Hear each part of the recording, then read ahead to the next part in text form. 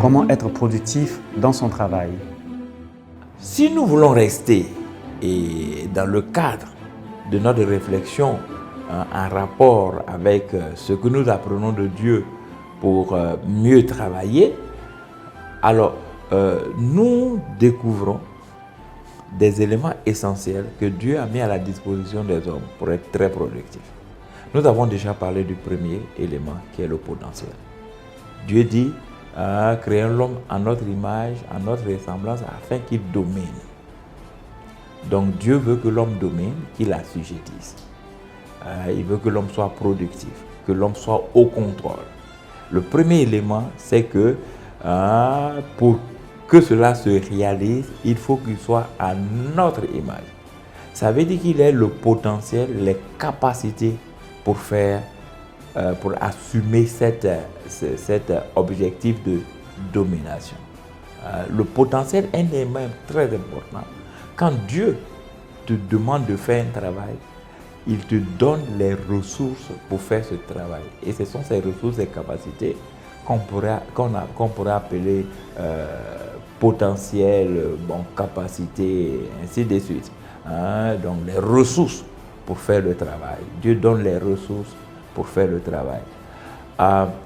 Et ces ressources que Dieu donne, comme je l'ai déjà dit, c'est en fonction de l'objectif qu'il veut atteindre. Donc, lorsque Dieu veut que tu sois un guerrier, il te donne des ressources pour être un guerrier.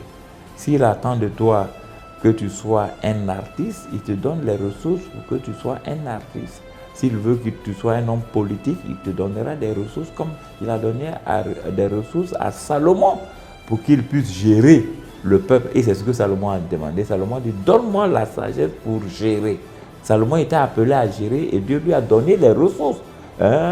Et Salomon a eu l'intelligence de demander les bonnes ressources pour permettre de faire son travail. Donc le potentiel, ce sont les ressources que Dieu met à notre disposition. Et je voudrais nous assurer tous que Dieu nous donne toujours les ressources pour faire son travail. Dans le Nouveau Testament, il a dit, car sa divine puissance nous a donné tout ce qui contribue à la vie et à la piété. Il nous a donné ce qui contribue à la piété. Et là, les chrétiens, surtout évangéliques, aiment beaucoup ça, les pentecôtistes. Ils mettent l'accent beaucoup sur la piété. Mais les ressources que Dieu nous donne, ce n'est pas juste pour la piété, mais c'est aussi pour la vie en général. Donc, c'est important. Si une personne veut dominer, elle doit discerner le potentiel que Dieu a placé dans la personne. Et Dieu place dans les personnes le potentiel avant leur création ou le potentiel avant leur création. Ce potentiel, on peut le découvrir en s'écoutant, en écoutant son corps, sa vie. Il y a certaines personnes qui ont des capacités surnaturelles dans des domaines précis. Ce n'est pas par le fait d'un hasard. Non, c'est Dieu qui l'a disposé comme ça. Et c'est bon que les parents aident les enfants, que les pasteurs aident leurs chrétiens à découvrir le potentiel qui est en eux et à orienter les enfants selon le potentiel.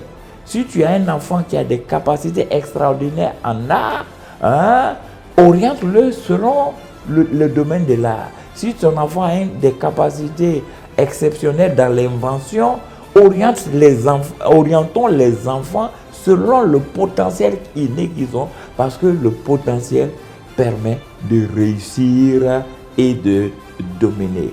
Alors ça, il faut vraiment insister dessus, parce qu'il y a des parents qui ont des idées et des projets pour leurs enfants, indépendamment du potentiel de l'enfant. C'est ceux qui disent, moi je veux que mon enfant soit médecin. Mais est-ce que tu t'es assuré que ton enfant a le potentiel pour être médecin? Je veux que mon enfant soit avocat. Moi j'ai été ingénieur, je veux que mon enfant soit ingénieur. Et c'est l'erreur que l'entourage de David a voulu avoir. Pour remplacer le roi David, il voulait que ça soit Adonijah, qui était un homme de belle taille, de grande capacité, d'accord?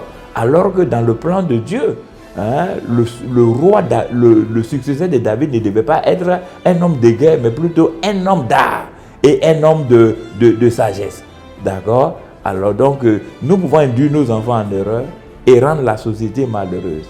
Parce que nous ne savons pas aider nos enfants à découvrir le potentiel et à travailler selon ce potentiel.